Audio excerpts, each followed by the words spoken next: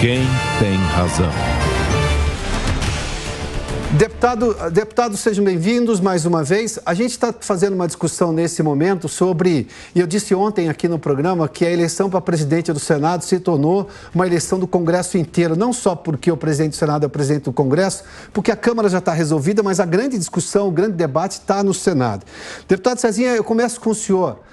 Por que o senhor acha que o Senado ganhou essa importância? Porque ele perdeu importância ao longo do tempo em relação a defender o Congresso Nacional e agora é essa a discussão. Qual é a sua opinião? Piotr, muito boa tarde ao nobre colega líder Ricardo Barros, também ao cientista político aqui, o Rodrigo, e a todos os telespectadores. Eu digo para você o seguinte, Piotr, por que a Câmara hoje está definida? Porque o Arthur Lira, ele sempre teve uma posição firme, independente das cores partidárias, e favorável ao Brasil. Não importa quem está no comando do Executivo. O que importa é que as pautas das lideranças, dos deputados, da maioria e da minoria seja tocada na Câmara, que é a representação do povo. O Senado, durante todo esse tempo, foi um pouco mais parado. Inclusive, muitas pautas que nós votamos, como o Código Eleitoral, por exemplo, mais de 900 códigos, votamos na Câmara. A deputada Margarete fez um trabalho maravilhoso e ficou parado no Senado Federal. Então, o Senado foi um pouco mais parado durante todo esse tempo e hoje a gente está aí, pelo aquilo que a gente ouve, vê, meio a meio aí, ninguém sabe quem vai ser o presidente ainda. O senhor acha que está meio a meio? Eu até mostrei agora aqui, claro, porque são duas contas. Uma é teórica. A teórica são os partidos que declararam apoio formal a um dos candidatos, você soma aqueles senadores que esses partidos têm lá na casa, você faz uma conta. Mas isso levando-se em conta que todos os partidos vão realmente entregar aqueles votos. A votação é secreta, ninguém tem essa garantia. A outra coisa é que os candidatos disseram, dá 90 senadores e só temos 81. Na verdade é o seguinte, está aqui para ter uma prosperidade no parlamento e as coisas andarem bem, você tem que seguir a orientação partidária e tem que ter palavra, ter compromisso. Isso é aquilo que é o legítimo fazer quando as bancadas decidem. Porém, o Senado Federal, cada um é um. Se for fazer a conta aqui dos 3 candidatos, já tem mais de 200 senadores, mais de 200 votos, né? Então, mas quando a gente vai para a realidade mesmo dos fatos, o Senado não é muito a indicação partidária, e sim a pauta própria de cada senador. Cada um é uma instituição, eu acho. Eu entendo assim. Eu vejo aí 36 votos de cada lado, empatado, e 9 votos para decidir aí a eleição, para um lado e para o outro aí.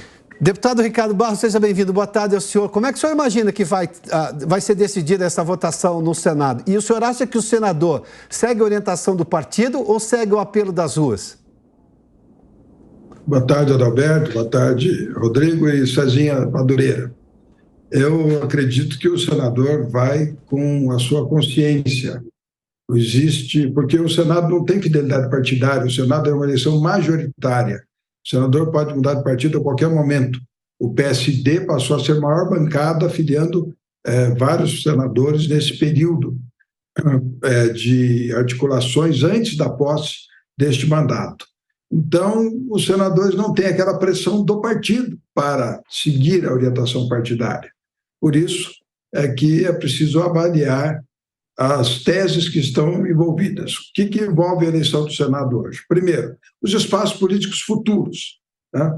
Há um acordo já para Rodrigo Pacheco ser eleito agora, depois Davi Alcolumbre ser seu sucessor, a CCJ vai ficar com Alcolumbre. Então, no fim, não tem espaço para os outros senadores neste desenho que foi estabelecido no acordo para a sucessão e a reeleição do senador Rodrigo Pacheco.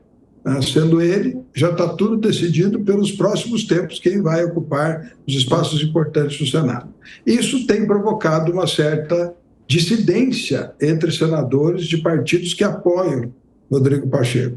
E, de outro lado, a questão da certeza que todos têm que Rodrigo Pacheco não vai enquadrar o judiciário. E o judiciário tem se postado de forma totalmente desarmônica com os outros poderes. Tem se colocado acima de outros poderes, e isso tem causado muito, vamos dizer assim, muito desgaste na relação do judiciário com o executivo e legislativo, na medida em que o judiciário está tomando prerrogativas exclusivas do executivo e exclusivas do legislativo e deliberando sobre elas. Isso também causa um desgaste ao presidente Pacheco, porque tem gente que acha que o Supremo precisa ser um poder igual aos demais poderes, como manda a Constituição, né? Então, eu acho que esses são os fatores que vão determinar, neste dia que falta até a votação, o posicionamento dos senadores para votar entre Rogério Marinho e Rodrigo Pacheco. Rodrigo Carvalho, seja bem-vindo. Na sua opinião, o que vai pesar na decisão dos senadores, além, obviamente, da indicação do partido, do clamor das ruas, ou seja, a consciência dele? Eu vou acrescentar isso que o deputado Ricardo Barros colocou também. O papel do Supremo nos últimos tempos e, claro, a administração de Rodrigo Pacheco, muito mais leniente do que se esperava da separação dos poderes prevista na Constituição. O que o senhor acha que vai realmente pesar na hora da decisão dos senadores em votar para presidente da Casa? Boa tarde, Pioto. Boa tarde, deputado Cezinha de Madureira, aqui de São Paulo, e Ricardo Barros, do Paraná. Prazer em falar com vocês também, debater com vocês. Eu considero que há 3 elementos que podem nortear, vamos dizer, esse debate e identificar quem é favorito no debate. Eu considero que o Rodrigo Pacheco seja favorito por esses 3 elementos. Primeiro, é que ele é o atual presidente do Senado e os deputados sabem o que significa isso. O sujeito está sentado na cadeira de presidente do Senado e disputar a reeleição. Isso é um elemento importante que não pode ser desconsiderado. Ele tem uma capacidade extraordinária de fazer movimentos e eu acho que isso pode contar muito. O segundo elemento é a aglutinação das forças políticas. Tem razão o fato de que a consciência do senador determina, vamos dizer, o seu voto, mas eu acho que a orientação partidária ainda é um elemento importante da identificação do voto que o senador tem que participar, enfim, da sua vida partidária. Mas ele conseguiu, Rodrigo Pacheco, aglutinar um número maior, vamos dizer, de forças políticas em torno do seu nome. E o terceiro, eu acho que, apesar do apoio do Partido Progressista e do Republicanos, acho que Rogério Marinho vem justamente pelo fato de ter essa identidade com Bolsonaro, com o bolsonarismo, ele se isolou nesse debate, né, nessa disputa, porque se tornou um candidato de um sujeito, de um líder político.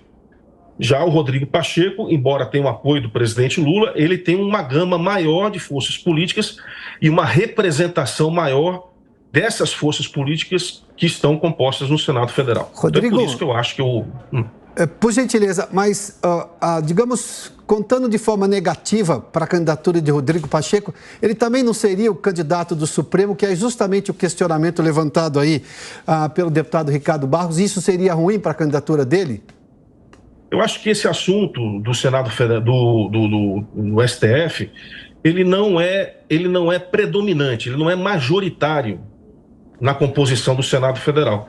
Entre os senadores, o fato de você determinar investigações, ou determinar impeachment, ou determinar qualquer outro tipo de ação em relação ao Supremo, não faz parte da pauta da maioria dos senadores. O próprio o senador Rogério, o senador Rogério, ele chega a dizer que tenta se dissociar perante os ministros do Supremo dessa pauta de investigação do Supremo Tribunal Federal, pelo menos foi o que eu ouvi em algumas circunstâncias. Deputado Cezinha, vamos lá, porque agora o debate foi para outro nível aqui. Uma leitura possível dos 2 candidatos se os senadores vão votar para ter independência, como a gente conhecia o Senado, antes de ter, digamos, esse ativismo do Poder Judiciário, sobretudo do Supremo Tribunal Federal, mas mais recentemente também do TSE, ou se eles vão votar para compor, porque a gente teve informações recentes que Rodrigo Pacheco teria feito várias intervenções em favor de senadores em processos em julgamento do Supremo Tribunal Federal. Ou seja, é uma composição para ter favores ou seria um enfrentamento de poder com poder? Na sua opinião, deputado, essa leitura é razoável, na sua opinião, e isso pode nortear votos amanhã? É lamentável, Pioto, que se desenhe uma eleição de um poder baseado na força do outro poder. Primeiro, que o Supremo não deveria intervir numa eleição do Senado, nem o Senado está buscando força no Supremo, porque as casas, os poderes são independentes, então tem aí um peso que não deveria ter. Portanto, tem algo que não foi pontuado aqui. Se nós observarmos a trajetória do ministro Marinho, que hoje é senador, que foi deputado, tem uma trajetória longa política, que tem um bom diálogo com a política, assim como o Rodrigo Pacheco também é um pouco menos tempo político, mas também tem um bom diálogo com os senadores, com o Executivo e com o Supremo. Agora, dizer que o Supremo vai intervir na eleição do presidente do Senado, é lamentável ouvir isso, porque não deveria ser assim. Agora, eu acredito que o mais viável aqui, até porque o voto é secreto, é aquilo que o Ricardo Barros falou. O senador, cada um é uma instituição. É óbvio que tem ali uma influência partidária, mas não tem uma determinação partidária. Eu costumo andar bastante aqui nos corredores e nas reuniões de vários dos lados. Eu vejo a eleição um pouco indefinida ainda. Lógico, com a vantagem do governo, um governo que sabe fazer política, o que ficou a desejar do governo anterior, ficou muito aquela questão de técnico para lá, técnico para cá, e não fez política. Sendo assim, enfraquece um pouco, de fato, a política, o que atrapalha hoje o Rogério Marinho, mas hoje eu vejo que os dois estão aqui no meio. Ainda não está decidida a eleição.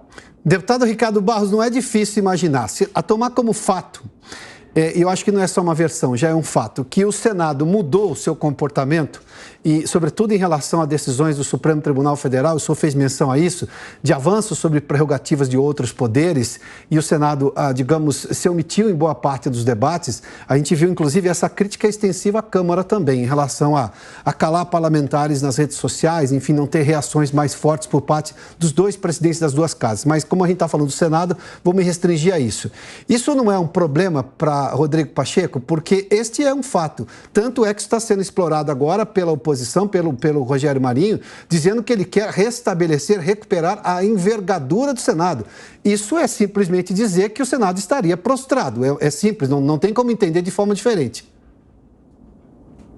Existe uma leitura da sociedade sobre o papel do Poder Legislativo, do Executivo e do Judiciário, né? Nós até temos melhorado a imagem do Poder Legislativo. O presidente Arthur Lira ajudou muito nisso, porque é muito correto com todos os compromissos que assume, e colocou em pauta matérias muito polêmicas, porque fez esse compromisso na sua eleição com as frentes parlamentares, com os partidos. E essas matérias, como regularização fundiária, licenciamento ambiental, defensivos agrícolas, essas pararam lá no Senado e não foram à frente. Então, eu acho que a improdutividade do Senado pesa contra o presidente Pacheco, mas ele é favorito, ele é o candidato da maioria dos partidos, ele é o candidato apoiado pelo governo. Então, não há dúvidas que ele é o favorito e só não será eleito se cometer erros, né? Ou se não corrigir esses pontos frágeis que nós apontamos aqui na nossa análise. Rodrigo, então vou a um argumento dos deputados aí sobre a questão dos espaços. Com Rodrigo Pacheco, sim, há uma certa estabilidade, mas estabilidade é bom por um lado e ruim para quem está chegando agora, né? Os espaços só estariam sendo ocupados. Com uma candidatura nova, você tem possibilidade de negociação. O fato de já se ter, digamos, quase que uma promessa de Davi Alcolumbre, que seria o próximo presidente do Senado, que pode ocupar a CCJ, que é a grande comissão no Congresso e, obviamente, também no Senado, esse tipo de coisa não joga contra esses votos que, por exemplo, estão em dúvida hoje? Eu acho que esse debate, quando você determina, porque quando você estabelece os acordos, provavelmente você tem já a composição, não é? Tanto da mesa diretora quanto as principais comissões, não é? A Comissão de Constituição e Justiça, a Comissão do Orçamento, que é uma comissão muito importante, Relações Internacionais, as principais comissões. Então é comum, eu acho que é normal, isso também existe na Câmara dos Deputados. Quando se estabelece, eu não conheço exatamente quais foram todos os acordos firmados, mas isso determina, vamos dizer, uma condição de maioria. Quem tem maioria, quem consegue compor maioria, consegue estabelecer esses acordos. Quando você rompe os acordos, que aí sim você cria uma situação, uma circunstância em que os senadores podem rever suas posições, seus compromissos e votar em outra candidatura. Mas eu acho que nesse caso, no caso da eleição do Rodrigo Pacheco, eu acho que o desenho está composto. Para não dizer que eu... Desculpa, para não dizer que eu não acho que o resultado já está dado, não está dado, eu sou como aquela opinião do antigo presidente do Corinthians, Vicente Mateus. O jogo só acaba quando termina. Então vamos esperar aí o resultado para ver exatamente como vai ser. Corinthians! Deputado Cezinha, vamos lá, só por uma questão que eu acho muito importante. Aliás, ela é muito importante. Quando se fala em promessas, é claro que as promessas são agora dos candidatos. Quem chega novo tem a possibilidade de fazer promessa porque ele não tem que justificar nada, ele só está prometendo para o futuro. Mas o que o senhor ouve nas conversas aí, o senhor fez menção que participa muito de reuniões e das rodas de conversa aí. Os senadores que receberam promessa de Rodrigo Pacheco 2 anos atrás conseguiram receber essas promessas porque isso entra na conta agora, né? Se honrou a promessa que fez. Olha, eu primeiro quero parabenizar aqui o Rodrigo, que é do time aqui, vai Corinthians, né? E de fato o jogo só acaba quando apita ali o final, né?